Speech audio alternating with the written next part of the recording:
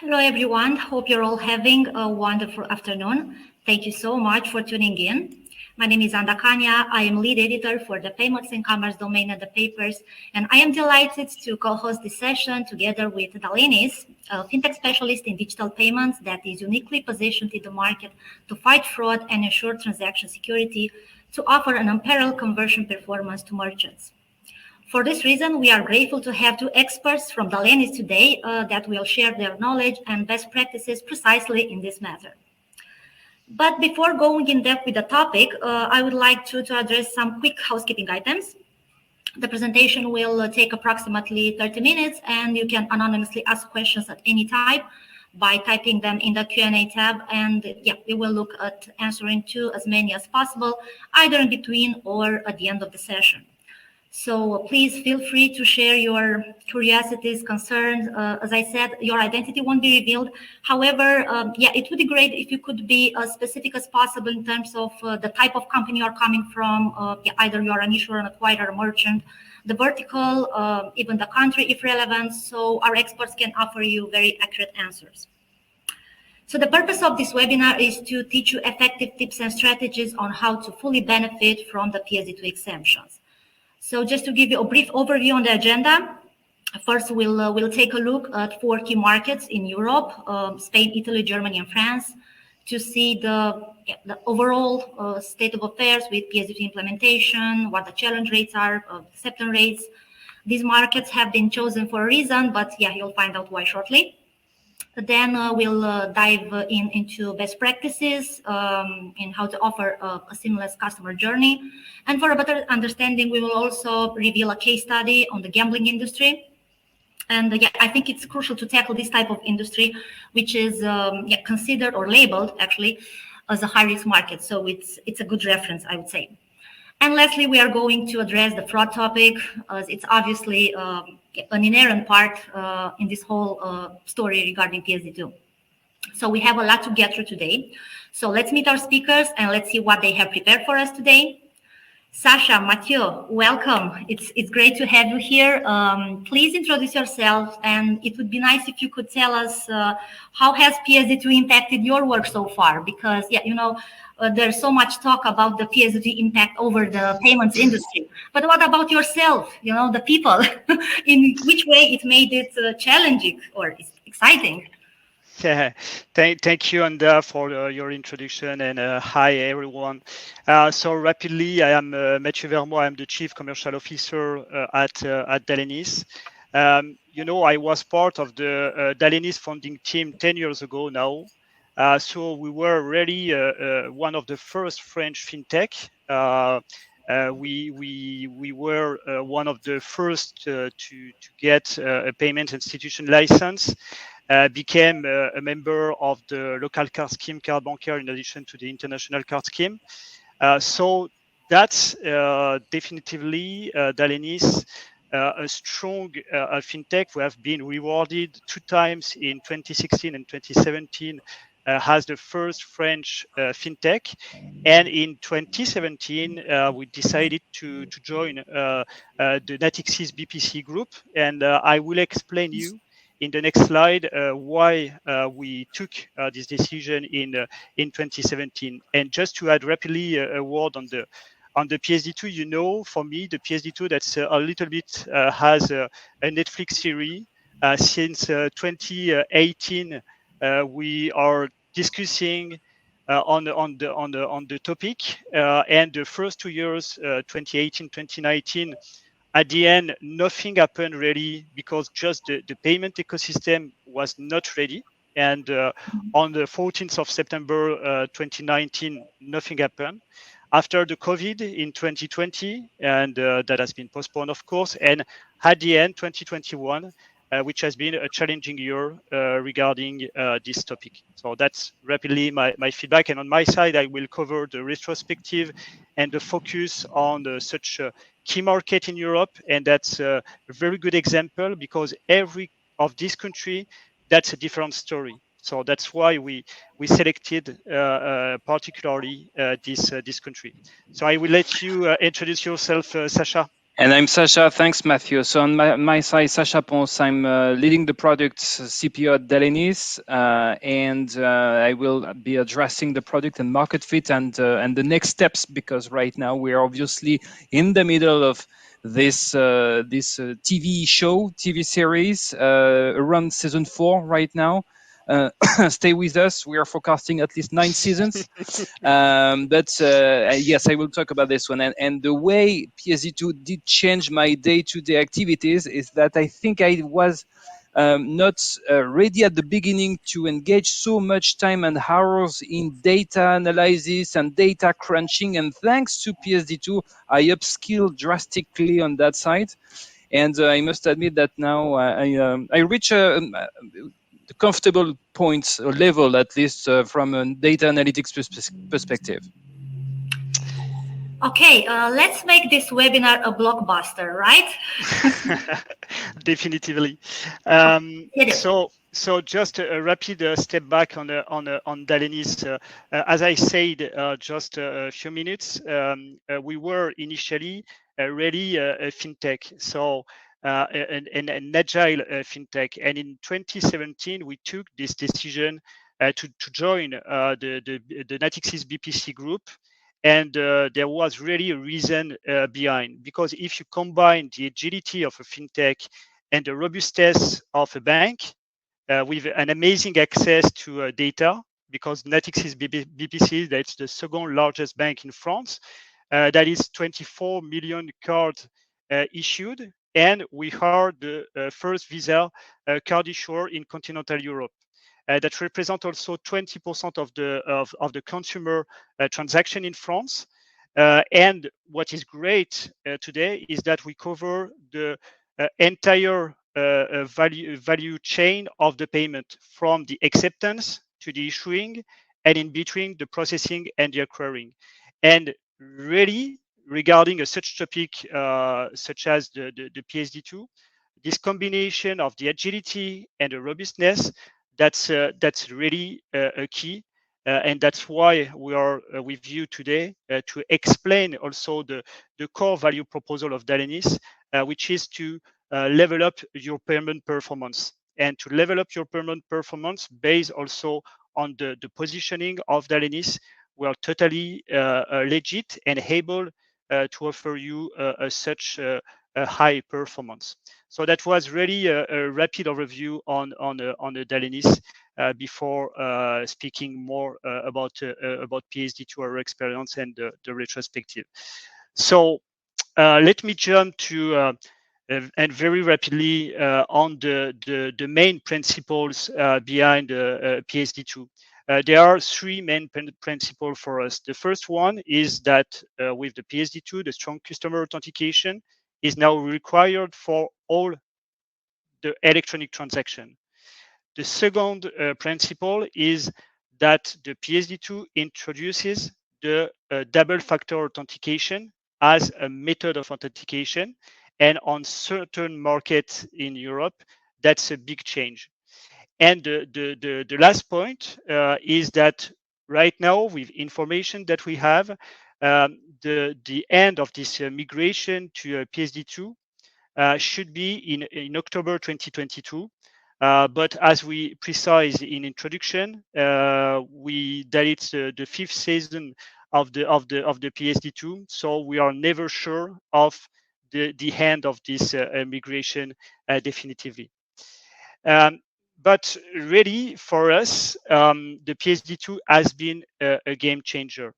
And why he's a game changer? Because up to before the PSD2, the merchant were totally in control of the situation. So either they decided to authorize directly the transaction, or they decided to authenticate the transaction with the 3DS V1.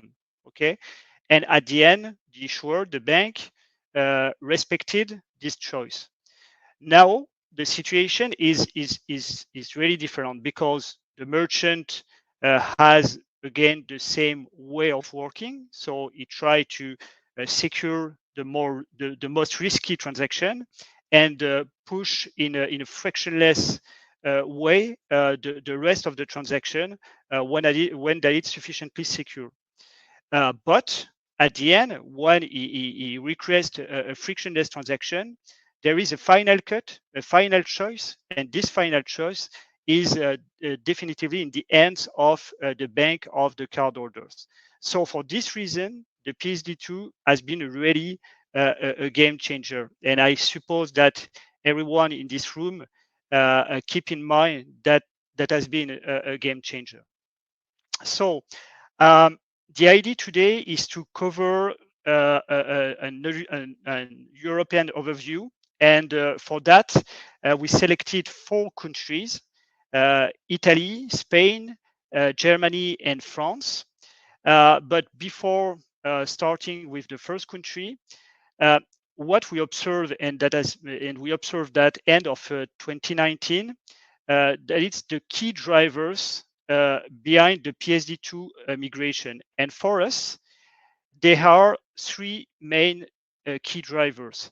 The first one is the technical capabilities locally deployed, because the technical capabilities are not the same in all the countries in Europe.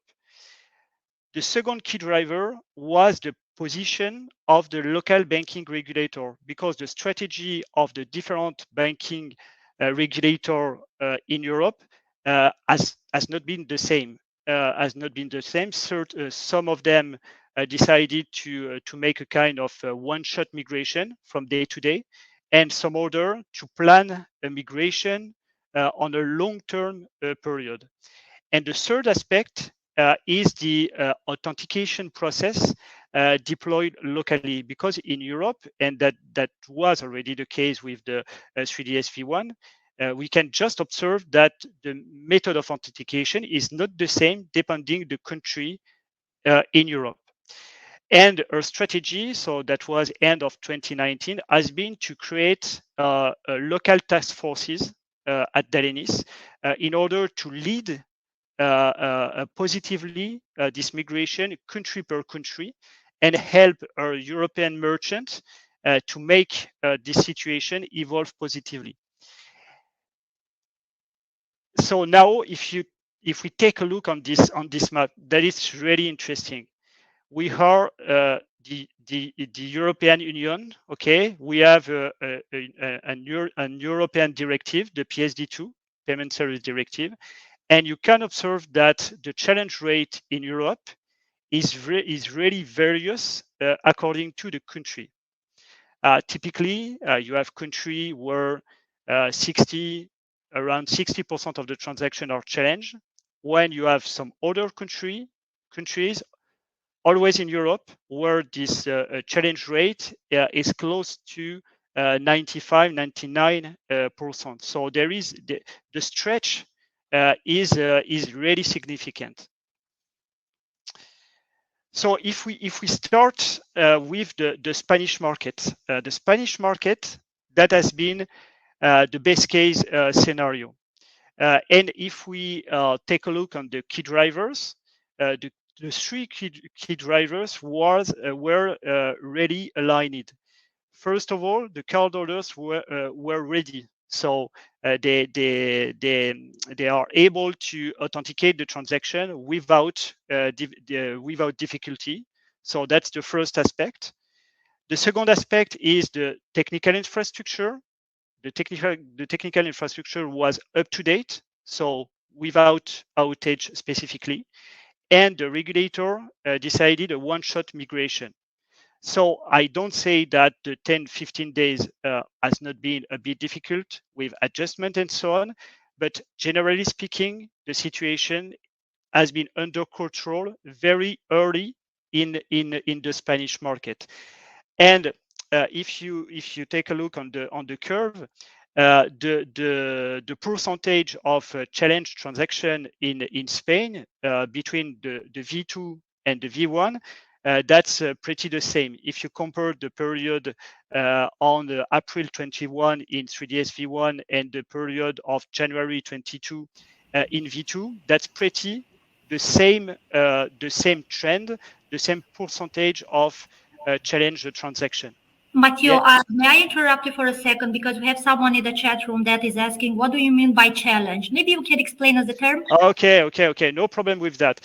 So today with the 3ds V2, as a merchant, you can request different choices. So either you request a frictionless transaction, meaning that you don't want any authentication to this transaction, so no 3ds V2. Okay, so that is the first choice. And you have a second choice, which is the challenge. So you request a challenge, an authentication of the transaction. And as a merchant, based on this challenge, you have a liability shift. So that is the difference between a frictionless and a challenge. So I hope that I answer correctly to your question, Raul. So yeah, let me know if that's correct for you. So I go back to the Spanish market. So regarding the challenge rate, that's pretty stable between V1 and V2. What is interesting here, and we have the same KPI for all the markets, out of the frictionless request from the merchant, okay, 48% of this transaction at the end have been challenged by the issuer. Meaning that the issuer in the Spanish market definitively took the driving seat and impose, in a sense, a challenge on frictionless request from the merchant. But globally, even if we can observe this situation, for us as Dalenys, that it's a good performance, because now, and that it's quite stable since May 21, our performance in V2 is higher than the performance in V1, and that it's also explained by the fact that the drop off in V2 is lower than the drop off in V1. So even if you have a slightly more authenticated transaction, if the protocol of authentication is more efficient, at the end you have a higher performance globally. Okay, so that has been the situation for the Spain market, and again, that is a best case scenario. Now we have here another story, that is the Italian market. On the Italian market, there were some challenges. The first of all, a difficult adoption of the two-factor authentication by the cardholders. First aspect. So if as a cardholders you have difficulties to authenticate your transaction, at the end, as a merchant, your performance is lower. The second aspect was also the increase of transactions rejected in the authentication loop, meaning that this authentication loop was not sufficiently robust. And to support a merchant and help them again to level up their performance, massively, we advise them to use what we name the direct authorization. So in proposing a direct authorization, that means that you skip the authentication step, and if you are doing a balance, that was really the best strategy to optimize your performance. Regarding the challenge rate, so that is a little bit higher in V2, but not so much compared to V1.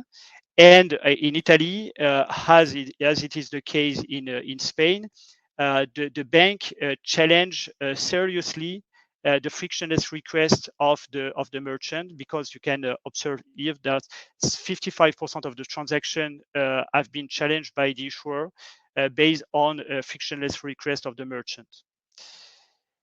Concerning the general acceptance rate, okay, so that's here the approval rate. So you can observe that the performance in V2 is lower than the performance in V1. That it's of course explained by the drop off at the authentication step. which is higher in V2 than in V1. There are 6% difference between V1 and V2. But progressively, the trend is favorable, and we should maintain quite the same performance than in V1 in the next coming weeks. We are quite confident on that. Third example, that it's the German market. So the German market, that it's really a specific market because there is a fragmented market regarding the payment methods. In Germany, cards payment, that's around 25% market share only. When in Spain, Italy, and France, that's the cards payment is really massive. So that's the first real difference. The difficulty in Germany was especially about the non-enrollment of the cardholders, and that has been a challenge.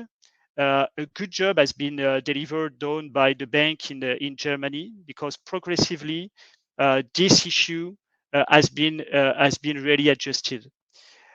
Second good aspect was about the solid technical infrastructure, though no outage particularly, and also a strategy for the regulator to make a one-shot migration. So we can observe that now the challenge rate is significantly higher than before in Germany. That's around 30% more. The transactions are challenged, but not so much, less than in Italy and Spain. And what is great in Germany is this curve. Okay, on one side, more and more transactions are challenged. Okay, but on the other side, the performance on the V2 is much better than the performance in V1. So since end of November 21, now the performance on the Dalenys platform is higher in V2 than in V1. So Germany now is also a country totally under control regarding the PSD2. And the last country that we know, of course, pretty well, that is the French market. So on the French market, many challenges. The first one is that before the double factor authentication and so on, the SMS OTP was massively deployed in France. Around 85-90% of the transaction was authenticated with SMS OTP. So you can imagine that with the PSD2, because the SMS OTP was not compliant with the PSD2, that has been an amazing job for the bank and the merchant and the payment ecosystem to educate the population and switch to this new method of authentication. First big challenge. The second one is about the technical infrastructure. Okay, there have been some up and downs, some outage, but globally that it's on track. And the third aspect was really the progressive application of the PSD2. The migration plan in France started in October 2020 with a use of massively of the soft decline.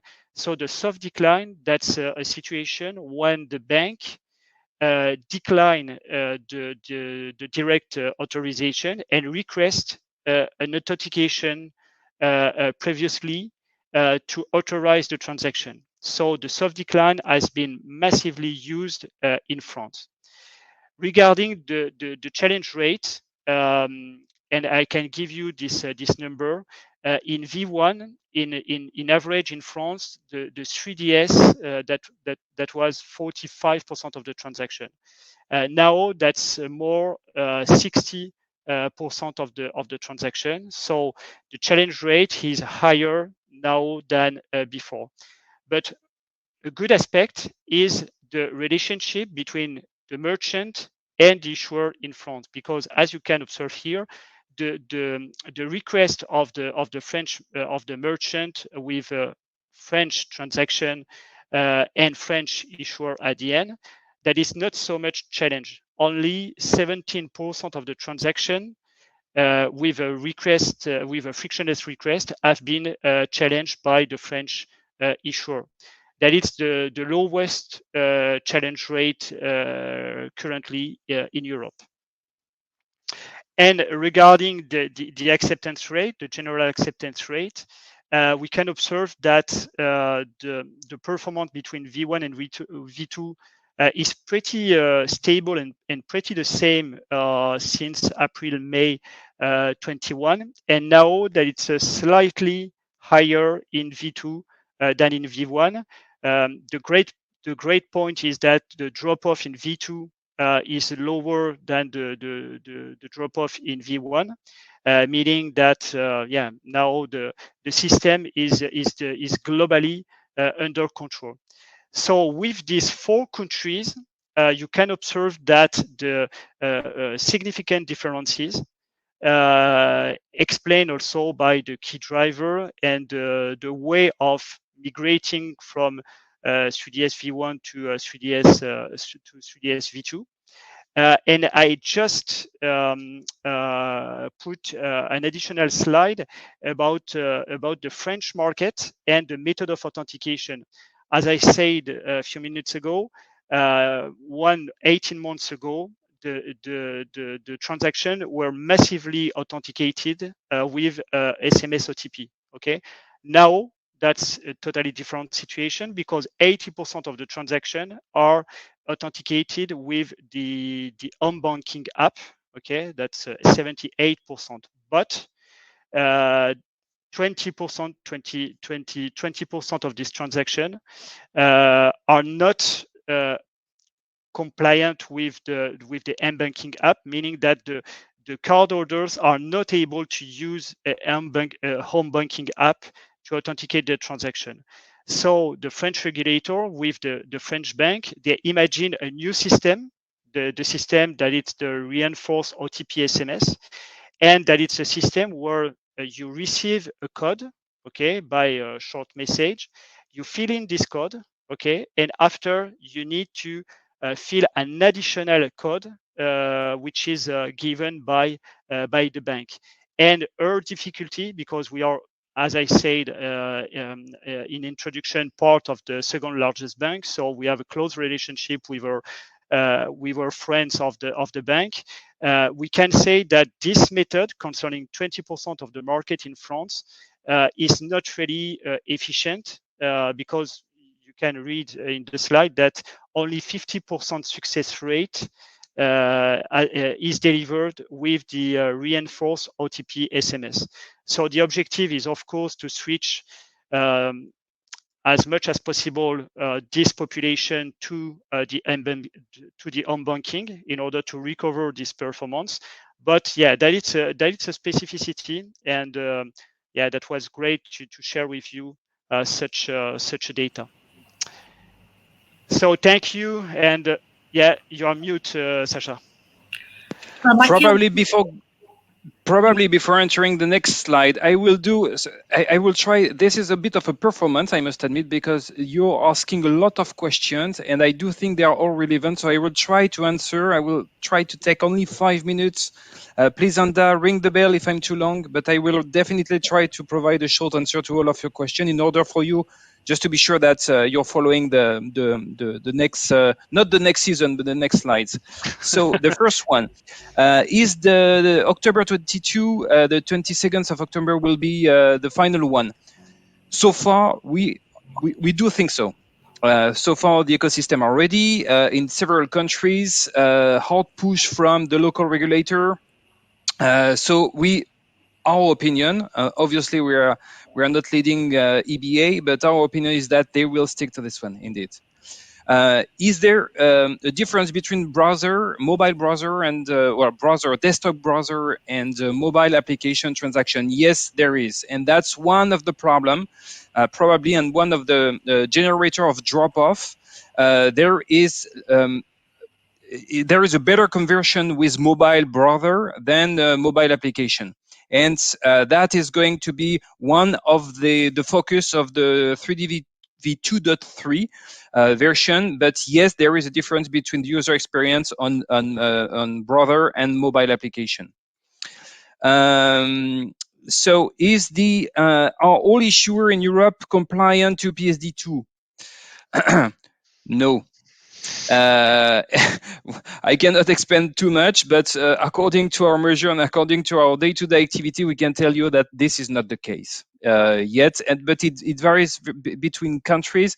There are also some specificity according to the type of card they're issuing, the type of cards and their usage actually. So it explains why there are some discrepancies, but no, not all issuers are ready at the moment. And that's something to consider in your strategy, by the way. Does PSD2 mandate 3DV2? No. Well, no and yes. There are some parts that it requires a strong customer authentication. It was possible by previously with the V1, and it was called RBA, risk-based authentication. So there is a fraction of V1 that is okay-ish. Is considered to be okay by the regulator. Although schemes and issuer are very eager also to decommission infrastructure for V1. So that's why there is an end date of V1 in October 2022, because it costs money. It's not an upgrade. There are two separate rails, two separate infrastructure that are leveraged at that moment, and they want to decommission the V1.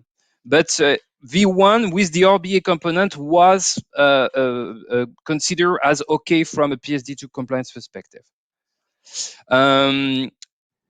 How to reduce drop-off on V2? I will go into the detail after my slides and give you some tips on how to improve your performance and leveraging V2. That's very good, but that's also a message you get from Matthew. Yes, V2.2, V2.1 or 2.2, but V2, 3D V2 is important to improve your performance rate.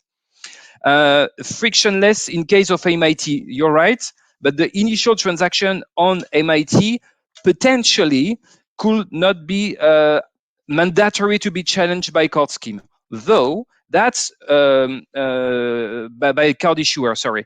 Although that will be a focus in 2022, because we do think that issuer will also adjust. They were focusing on CIT transaction, customer initiated transaction, and in 2022, probably they will be also taking more action on merchant initiated transaction, MITs, and it will be also a focus from card network to ensure that everyone is behaving the proper way on MIT.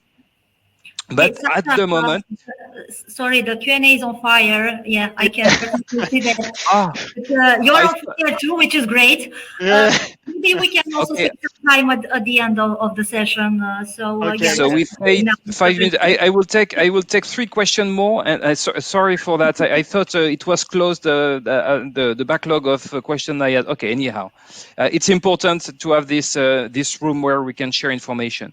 So the next one, various bank requires systematic OTP and PSD2 indicate 90 days. Well, so here we are in a bit in a gray zone in the fact that, so this is the PSD2 as per mandate with regard to payment initiators or so PISP or AISP. It's slightly different than the systematic authentication for card-based payments.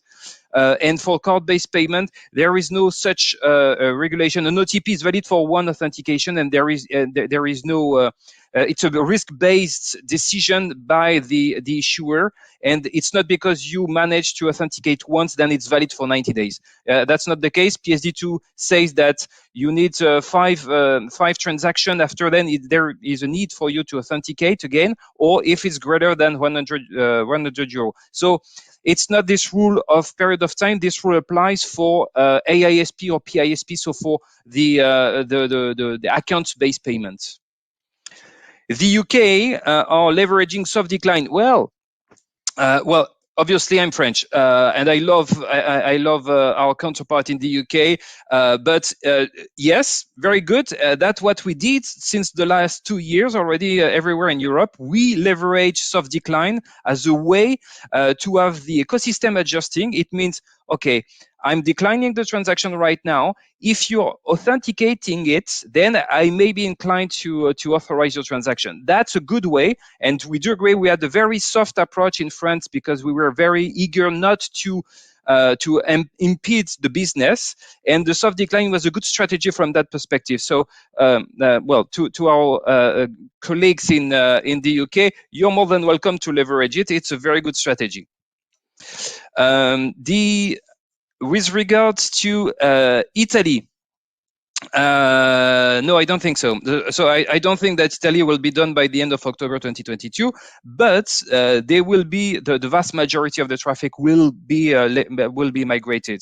But Italy is a very interesting market, frankly speaking. I do think we can have a scenarios like in Spain, where potentially in the span of 2 weeks, well, it could be painful during 2 weeks, but then we can have a great result achieved because there is a bit of an ecosystem a bit centralized there, and there are some actors that can make a difference very quickly. So possible, but very unlikely on my side. Is the frictionless here include the exempted transaction, low value and no? Yes. So yes. Okay, No. sorry for that. No. The question, if I understand correctly, that it's according to the graph and the stats that we presented. So in the graph that we presented are the exempted transaction included? Yeah, you're completely, yeah, very good. You're completely right. And the last one, potentially, the final conversion rate change, taking into account the conversion rates of checkout with and without challenge and acceptance rates for both cases. Well, that's a complex one. Probably we can go deeper at the end of the session on the calculation and the way we crunched or we munched the data out of our transaction database. The main reason for maybe Sacha, on this question, maybe what we can say is that the acceptance rate on our side is based on the transaction attempt, so that it's not really dependent on the checkout on the step. checkout on the user experience on the checkout of website of the merchant. This is the drop off from the PSP perspective. So it means when there is a payment a payment transaction that is triggered. Should we go? Should we pause? Let's go to the second part of the season. So let's have some potentially some tips and tricks on your side, or potentially just information to understand how can I increase my acceptance rate actually under PSD2, because yes, PSD2 is a regulation and is a restriction, but there are opportunities that you can probably easily leverage on the merchant side. So first of all, PSD2 is pushing everyone right now to start really being data driven, and because you have to measure your acceptance rate, obviously, but not from a very high level perspective. You have to go deeper per country, potentially per card type, and you have to crunch and this data. I will not say for you as a merchant, because you also have to focus probably on your own business, but take a look on a weekly basis, because it does make a difference, especially if your coverage, your geographic is covering the entire Europe. There are many things that can happen in different countries. So first of all, being in control of your data by measuring and ensuring that you're measuring very in depth. But let's also see how the V2 makes some changes on the acceptance rate. You know, probably all of the audience knows that acceptance rate is higher at the beginning of the month rather than at the end of the month. And this is mostly due because you're running a bit out of money as a consumer by the end of the month. Okay, fair enough. That's something we know. We also knew from the past, and especially in V1, that acceptance rates for authenticated transaction were lower during the weekend than during the week. And the reason for that is very simple. It's because also issuers and people working as an issuer are also working during business hours, and out of business hour during nights or during the weekend or bank holidays, for instance, they are also having rule sets that are a bit more conservative because there is nobody eventually to react quickly or to review transactions. So then they are having more conservative rule sets. So you were having like very specific shapes of data of lines according to the acceptance rate, a drop throughout the month and a drop during the weekend and bank holiday and during the night. With V2, this is changing, and this is very interesting to observe. It's mostly because banks completely changed their approach, and issuing banks, I mean, completely changed their approach, and they are now leveraging more data science, and data science is less counting on manual review, on people reviewing their transaction when they are, especially when they are not in the office. So there is no drop actually in the acceptance rate during the weekend, and there is no drop during the bank holiday as well. It's pretty stable from that perspective, and that's one advantage of V2 already, because they really leveraged and leveled up their capacity on being able to tackle fraud on an automatic basis, and it's way more stable. Though let me give you a bad news is that it's still declining slightly between the beginning of the month and the end of the month, because people are also potentially running out of money by the end of the month. So this one is definitely mostly due to the insufficient funds. And that's another tip that I would like to share with you. Look at your analysis for reason of failure. Obviously, the first one is insufficient fund, and this is something where there are some way to reduce this one, but it's a bit slightly outside of the content of this webinar. The second one right now is authentication. With V2, it's below insufficient fund. It was higher with V1, but it's below with V2 of insufficient fund. That it's also a good opportunity. Take a look as well between countries, but it's a good opportunity to have this position. There are less issues at the moment, let's put it that way, and less drop off in the authentication funnel.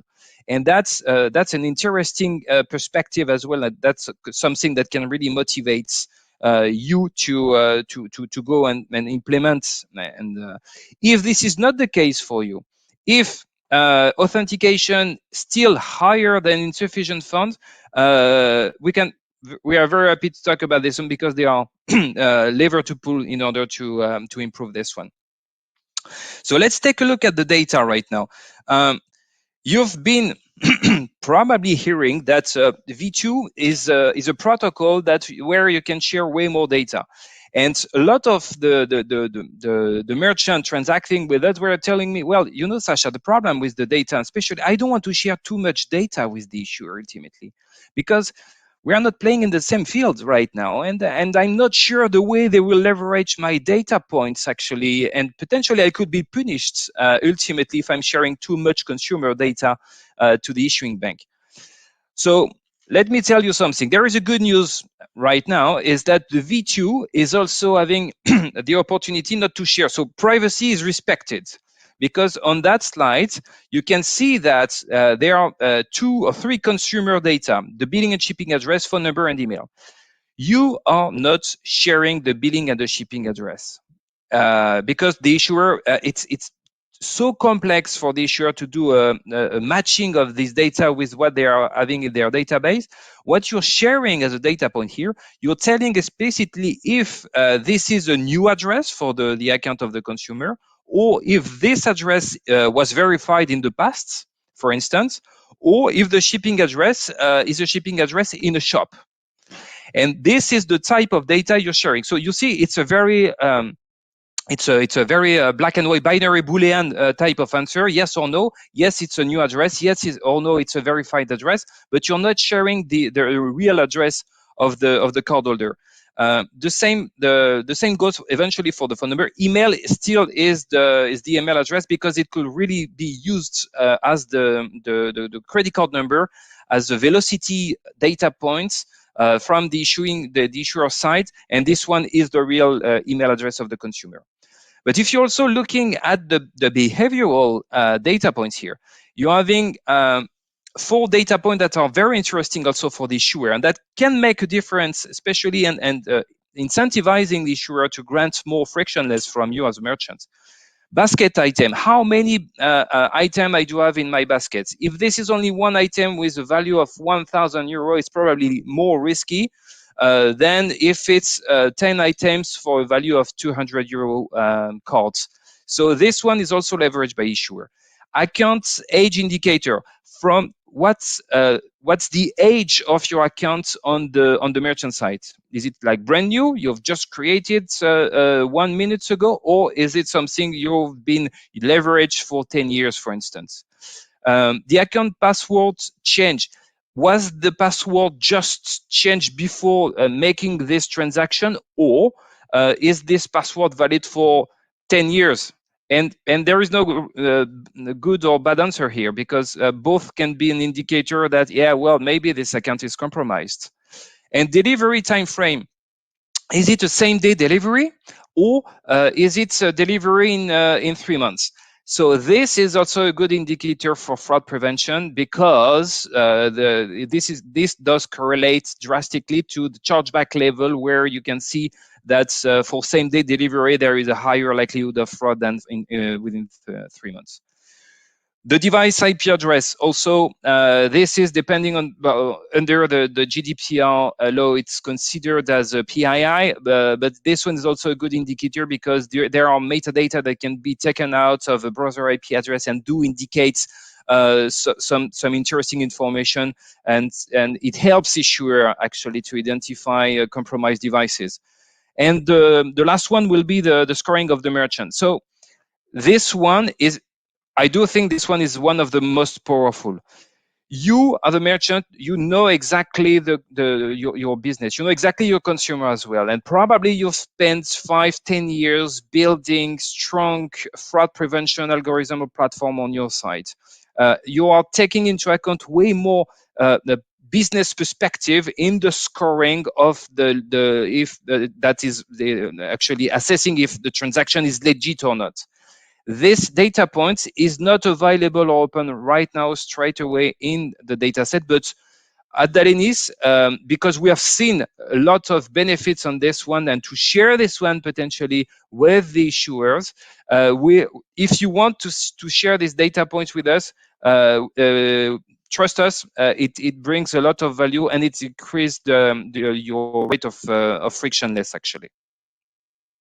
But behind this, there is also something. So it's share the right data, but also share the data right. Let me one very simple example. It was in Italy especially, and there was the state fields, which state is depending on the country, but is not that well used in European countries. A very American-inspired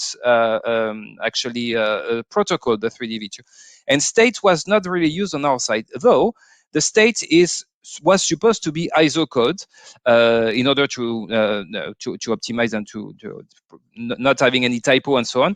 But it was so painful, these small fields that seems not that important was so painful to implement. And in Italy, for instance, we were observing 10% of acceptance rate drop, because issuers were not relying on the relevant implementation of ISO code. So we had to call actually issuers in Italy and one by one, starting with the largest one, by telling them and explaining that, hey, take care, because here it's not the right ISO code that you're implementing, and you're rejecting us transactions that are completely legit. So that's all the type of action when we are saying share the right data, true, but share the data right. And it does make a difference to have a good and proper PSP that are helping you to sanitize and to warn you if something's wrong with the type of data you're sharing.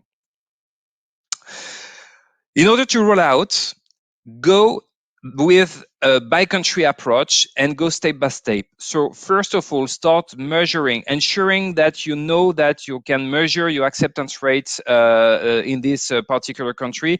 If your website is having multiple segments of business, don't hesitate also to plot and to insert this dimension into your analysis. Then switch on. for V2 during one day. Take one day in the week. That will be better. So then you can compare at least a Tuesday and a Wednesday, for instance. That's an interesting one. Try to avoid, obviously, if you are having any marketing campaign that can bias the data. And then start comparing your data. And then you are having a clear answer if for your business, because it's very different between an e-tailer and a gaming or a digital good industry. So for your business, it's important that you're setting up capability to measure, and then you're switching during one day, and then you can really have a proper data set that you can analyze, and then you can see if the V2 is relevant for you. At the moment, no, not all countries and not all business are performing better in V2 than in V1.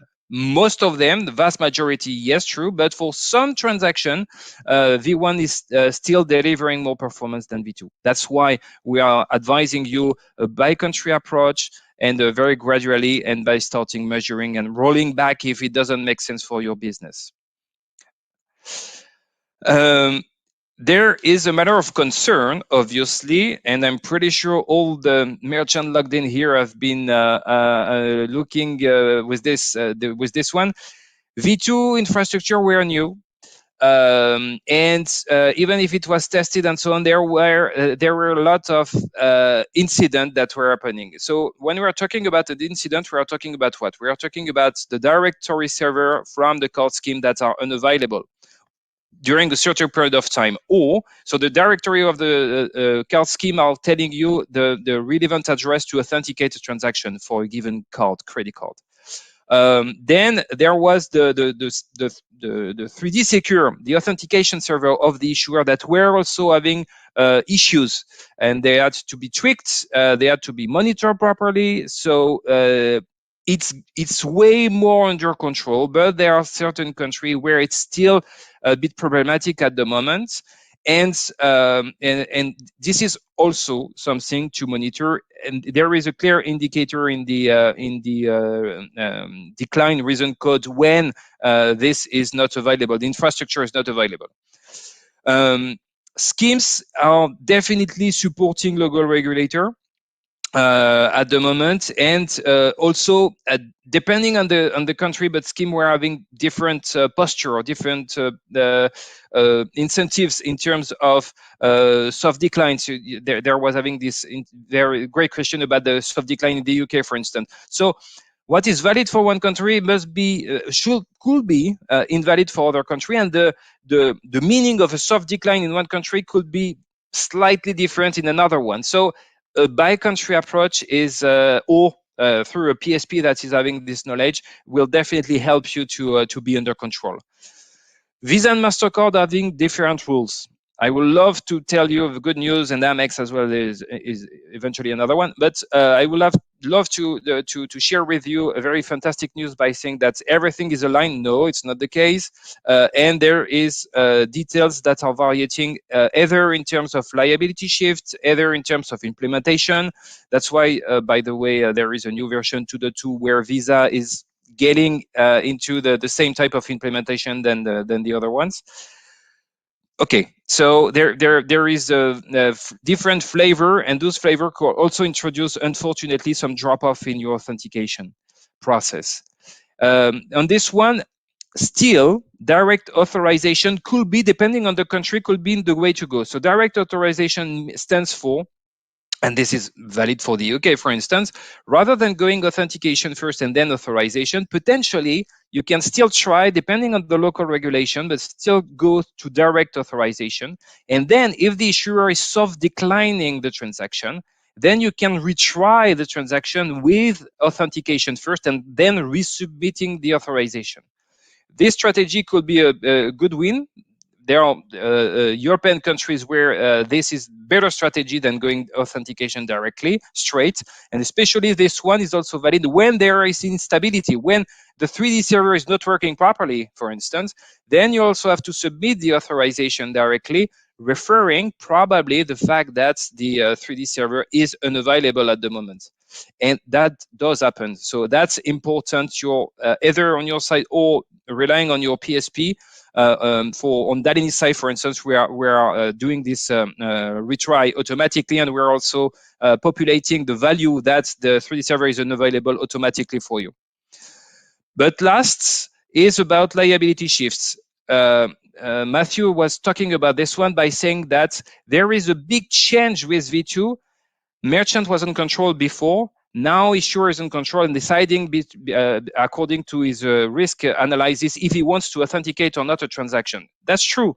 Though there are also things that liability is shifting, and sometimes even if there is a decision from the perspective of the issuer, especially when the 3D server are not available, unfortunately, the merchant is still liable for the transaction, even if he try to authenticate, but he cannot because the 3D server is down. Still, the liability is on the merchant side. This one will probably, I hope it will shift at one point toward the issuer, because merchants show goodwill of doing it by the rules. But that's something that will be probably adjusted. At least I'm lobbying hardly for this one. So there is not the elephant in the room, but something that could we are not talking too much, but you can start playing with exemption, especially TRA exemption, only if you're in a good shape. So if your fraud level is 1%, don't expect to be able to optimize and to play with the TRA and on the issuer side. No, unfortunately you have to keep your fraud under control. You have to analyze your fraud rates per amount. You're aware of the several tier, 100 euro, 250, 500 and plus, and 30 euros for the low value transaction. Check your fraud amount per level here and try to activate a proper good fraud prevention strategy or tactic on this one in order to decrease your fraud rate, because you cannot play TRA if you're too high in fraud. Check with your acquirer as well. Where are you standing? Is the perspective of fraud you're having on your side is aligned with the one of your acquirer? On our side, on Dalenys, we're also sharing the perspective of issuer. How issuer are perceiving you as a merchant, and what is your fraud rate that is measured by the issuer side. This is a very interesting data point because it also gives you perspective, because all fraud is not directly going through the rail of the acquirer, and that is also interesting to have the perspective on issuers. And then once you've aligned, behaved in the limits of what is good to trigger TRA, then you can really activate your full potential thanks to the TRA exemption. So let me give you an example right now what we achieve at Dalenys. You know that gaming or gambling, especially gambling, is an industry that is perceived as a high risk by the court scheme. So potentially you can say that, well, issuers are a bit conservative or careful with regards to the transaction that are targeting gambling e-commerce websites, for instance. What we have been building at Dalenys, we have been building a product called FastPass. So, well, at BPC, by the way. So BPC is a group where Dalenys is the acquirer, and we are also the largest issuer of Visa card in Europe. What we have been doing here, we've been building a pipeline that is going straight from the acquirer Dalenys to the issuer. We are submitting this flow of authentication. We are not using the rail of the 3D Secure. We are using the same format, but not using the rail of the card network infrastructure to exchange data points with the issuer directly. Thanks to this, now this is called FastPass. Thanks to this principle and this architecture, we are able to propose a product that is guaranteeing you a level of frictionless in your transaction. So what it means is that the strategy or the benefits and the value proposition behind FastPass is that up to 90% of the transaction you're submitting, of the authentication you're submitting, we are answering you with 90% of frictionless and 10% of challenge. And that is a product we've been delivering to the gaming, to the gambling industry. And here you can see the proof ultimately that this position, this unique position we have in the market with Dalenys is delivering the value. Before, we were having 85.7% of frictionless rate. We managed to move this after the activation of FastPass to 92.6%. It's an increase of almost 7 points. And in terms of ultimately what's on my bottom line, what are the benefits of this one? Well, we won almost 2% by moving it now to 55.8%, almost 96%, which is, as compared to the type of industry, the gambling industry, which is a very significant improvement and delivering a lot of performance for merchants.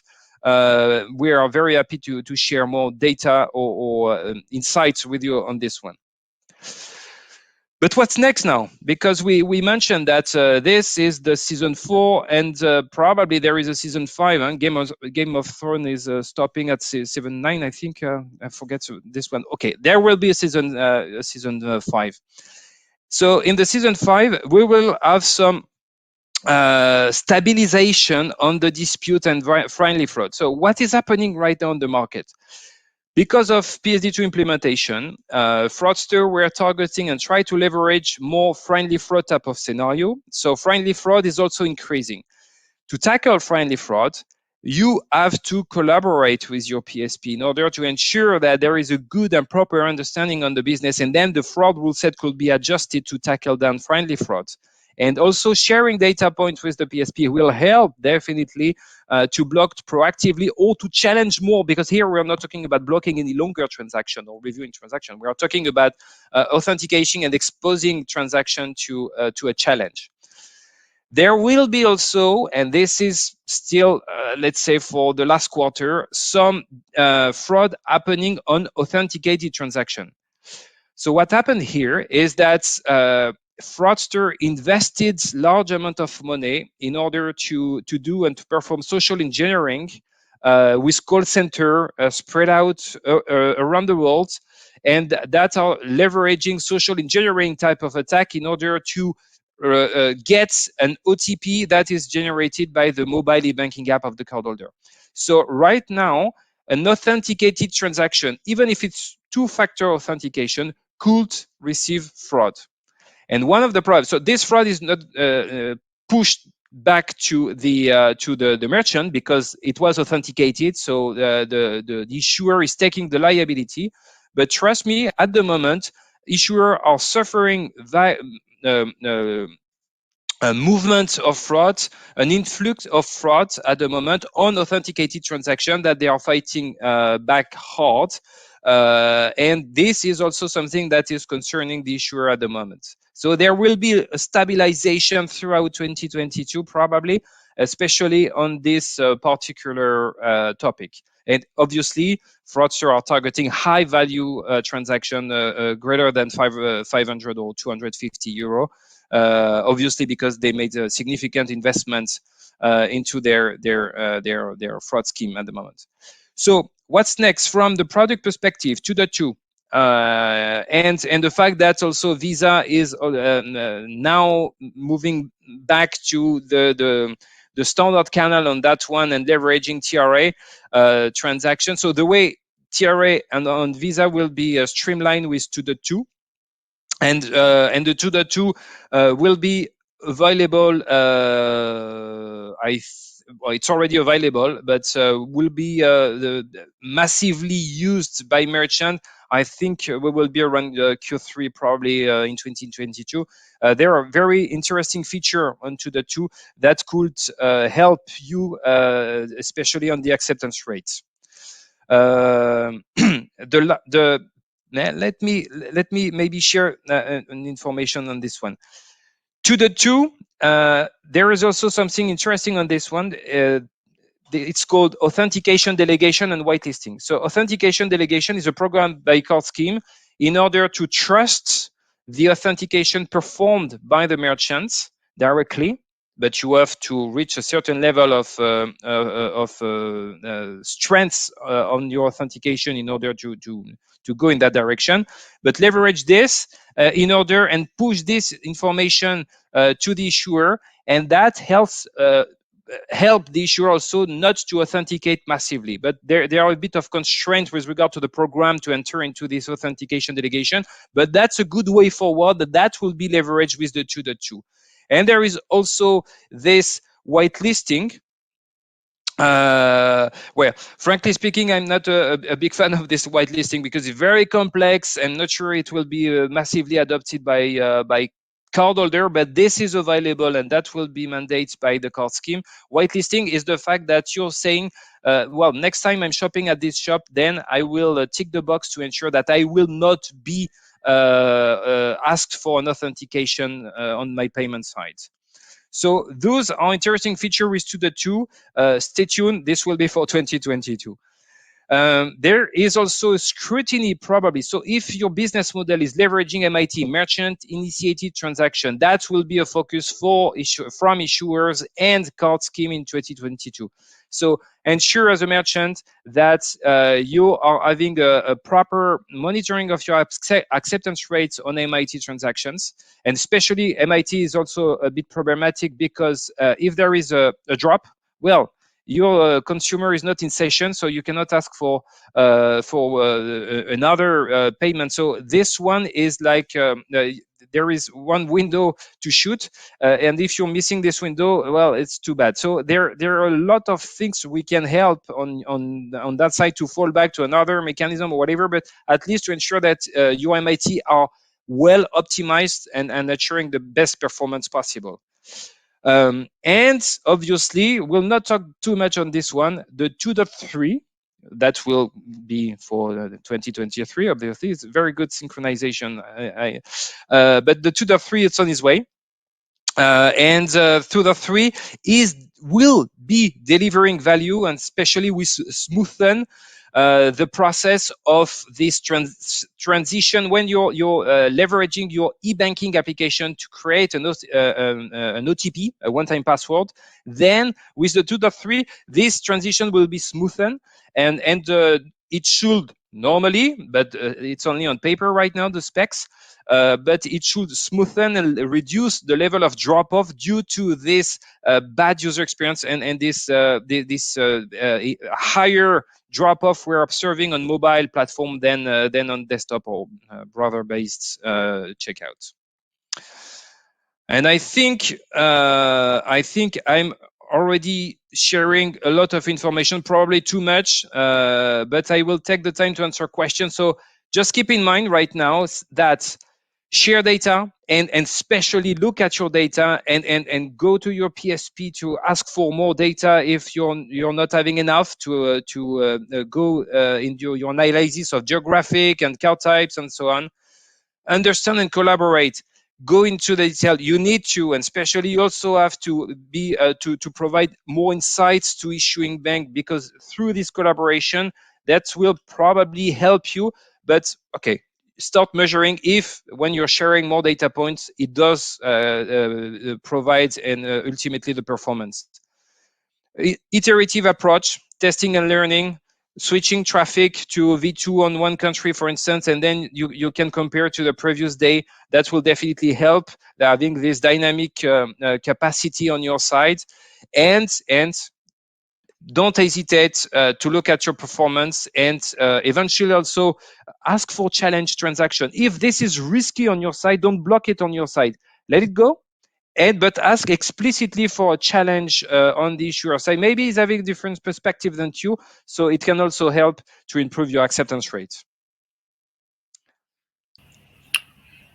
Okay, Sasha, Matteo, thank you so much for the comprehensive presentation. Yeah, there was indeed a lot of information, and thank you all for engaging with us. Yeah, as I said, the Q&A tab was on fire, and there are so many questions, and yeah, unfortunately, we can't cover them all. However, our experts will reach out to you and answer the questions afterwards. And please keep an eye on the handouts, because soon we will upload a very comprehensive guide on PSD2 to help you further, help you out with a smooth 3DS to the migration. And now I know that we don't have that much time, or like at all. However, maybe Sasha, Matteo, we can browse a bit through the Q&As and maybe pick two more questions. Yeah, so I make a rapid selection, Sasha. So maybe for the two last question, first question about the mail order, telephone order channel. Moto. Moto, exactly. So just give maybe a rapid feedback on this one. Yeah, sure. Well, like me, MIT, Moto will be a focus on schemes and issuers in 2022.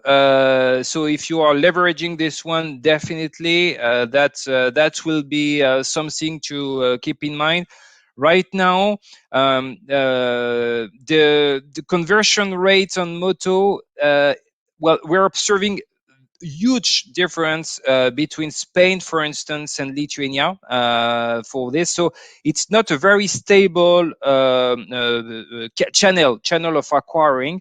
So it will it depends on many factors. So Moto is not easy, and we're more than happy to help you on that one, especially also potentially to help if there is an IVR component that should be put in place to help to support this, because IVR is also having a very interesting performance increase when it comes to authentication. So yeah, Moto is also next to MIT. You're right, a focus for the season 5, the 2022 PSD2 2022.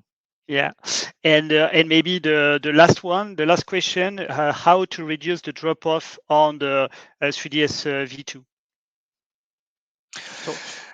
So first of all, their drop off that belongs to the. So if I just picked up one, it will be the unavailability of the ACS. So if the authentication server is not available, then go directly with direct authorization. And that's something that is not completely intuitive, but that is one way at least to ensure incidents on ACS server are happening on a weekly basis. So at least you're ensuring that if it's 1 minute or 1 hour downtime, then you're ensuring that your authorization can go straight, can be authorized. True, there is no liability shift, but at least is getting authorized. Only one advice, but there are many others. Yeah, and just to complete you, Sasha, there is also potentially another objective, which is to limit the impact of the authentication, and that was part of the solution product that Sasha presented, the FastPass product with this direct connection between acquiring and issuing. In a sense, the objective at the end is to limit the volume of authenticated transaction, and in limiting the volume of authenticated transaction, you have more performance naturally. So that it's also another way of thinking, because of course you can limit the loss of performance regarding the 3DS V2, but again you have the possibilities to limit really the use of the authentication. Okay, thank you both so much for. I would love to keep going with this conversation. I mean, it's very useful for all of us, I'm sure. But now we have to wind it down. So then we will answer the question by writing directly, right? Yes, definitely. So all your questions will be addressed. So no worries about that. Thank you again for this educational session, and thank you all for listening and for getting in touch with us. And again, feel free to reach out to our speakers for any further assistance or demos. The session was recorded, so once you receive the link to the webcast, please share it with your peers, your colleagues, with those that missed the registration. I mean, you saw it. It's amazing, right? So it's worth sharing. Well, it's Saturday afternoon, which means it's almost Friday. So wishing you all a very good day and a great rest of the week. Until next time, stay safe and stay in the know. See you. Bye-bye. Bye-bye.